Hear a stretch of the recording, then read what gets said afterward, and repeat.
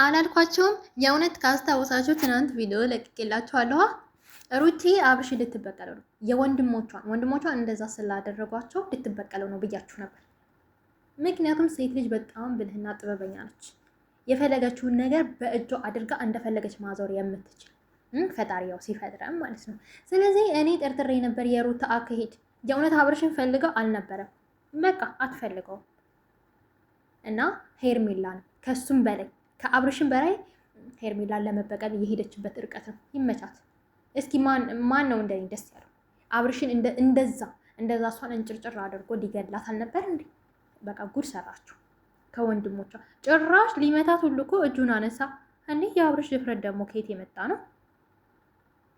ግን ጋሽዬ ሲሰማ ምን ሊሆን? እኔ በአንዳንዴም ደግሞ ፈራሁ። የእውነት ትልልቅ ሰዎች ስለገቡበት በዚህ ጉዳይ ለማስታረቅ ብዙ ያልተሄደበት ነገር ስለሌለ ፈራሁኝ ምን ሊፈጠር እንደሚችል። ሩትዬ ግን ጀግንነቷን እንዴት አያችሁት?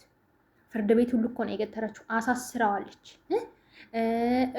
ሄርሜላን ከህይወቱ እንድትወጣ አስደርገዋለች።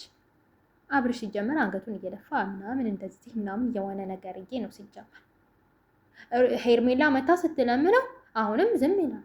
ሩታን ተስትለው እንዴ አንዱን መምረጥ የማይችል ሰው እኮ ነው። እና እኔ በራሴ የሩትዬ ስራ ደስ ብሎኛል። በቃ ወንድ ነች፣ የእውነት ትችላለች። እስኪ ኮምቱልኝ፣ እንደኔ ደስ ያላችሁ ኮምቱልኝ።